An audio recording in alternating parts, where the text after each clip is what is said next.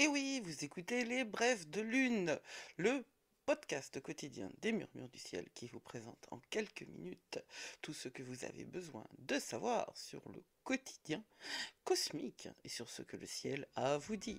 Je suis Judith d'Astrologie et compagnie. Bienvenue.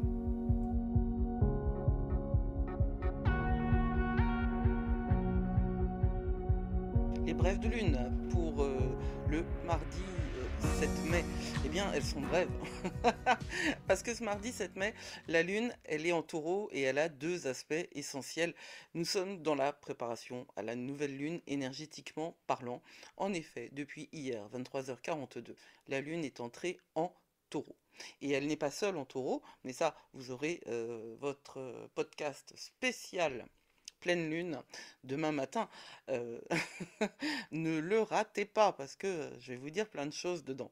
Alors on va quand même rappeler globalement que ce mardi 7, Mercure est toujours conjoint à Chiron. Ça veut dire qu'il faut qu'on fasse attention à ce qu'on dit parce qu'avec notre langue on peut avoir beaucoup d'effets sur les autres. Donc ça peut être aussi bien et sur soi-même, hein, je veux dire on se parle à soi-même. Hein. C'est une communication à double sens. Hein. Je veux dire, la communication, elle est avec les gens et elle est avec nous aussi. En l'occurrence, il s'agit vraiment d'une communication, c'est-à-dire de ce qu'on dit et non pas de ce qu'on reçoit. Sauf que les autres sont eux-mêmes touchés par cet impact de Mercure en conjonction à Chiron. Alors on peut avoir les mots qui soignent, comme on peut avoir les mots qui blessent. Tout dépend de l'endroit où on est et puis de cette manière dont Mars en bélier va agir sur nous. Encore une fois, soyez alerte, alertés et en contact avec vous-même. C'est là que est toute la beauté de l'astrologie et compagnie. Qu'est-ce qu'on a d'autre? Eh bien, on a le Soleil qui sextile à Saturne. Alors, le Soleil sextile à Saturne, c'est une grande chose, hein, ça.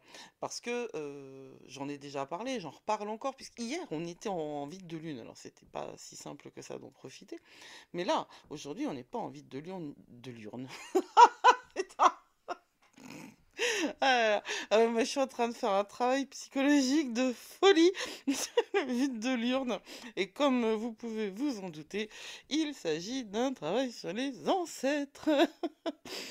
Non, ouais, non, alors, je me reprends un vide de lune. Aujourd'hui, on n'est pas du tout en vide de lune. On est juste à côté de la pleine lune. Et puis, on est bien en taureau. Donc, cette influence euh, du Soleil hein, sextile à Saturne, elle va être très efficace, très active sur nous, et c'est très bien parce que ça va nous aider énormément. Pour de vrai, hein. Faut vraiment voir ça du bon côté. Hein. Saturne, il est pas rigolo, mais là, Saturne, il va nous aider. Vous avez vu comme je suis mignonne, hein, je dis des trucs super sympas. Bon, après, de 1h29 à 4h46, la Lune, elle est carrée à Pluton. Ça, c'est moins drôle. C'est moins drôle parce que la Lune en taureau carré à Pluton, ça va aller chercher au fond de nous des choses qui sont, si elles ne sont pas gérées, vont, alors soit dans le cadre de votre travail nocturne, soit au moment du réveil, être un petit peu lourdes. Ce mardi 7, ça peut être un petit peu difficile de se réveiller. Les énergies, les émotions, elles peuvent être un peu compliquées. Alors, ne vous arrêtez pas à ça. Travailler sur votre ancrage, c'est vraiment la leçon de cette nouvelle lune. Si vous vous sentez déstabilisé en ce mardi matin, c'est que vous avez des choses à travailler pour être prêt à la transformation de demain. Et une fois que c'est passé, ça, bah, figurez-vous qu'à 14h16, notre lune, elle est conjointe à Vénus en taureau. Et ça, c'est très beau. C'est vraiment la conjonction de ces deux corps célestes féminins. Ça va nous apporter une douceur. Ça va nous apporter une dimension affectionnée, aimante et complètement concentrée sur le plaisir et le désir. Alors, bien sûr que ça peut être dans une dimension amoureuse, mais pas du tout uniquement dans une dimension amoureuse. Parce que vraiment, Vénus, c'est pas que l'amour. Hein. On peut vraiment être là tout à fait conscient de ce dont on a besoin pour dépasser le stade de la survie, pour grandir et pour briller. C'est abondant et c'est magnifique comme vibe.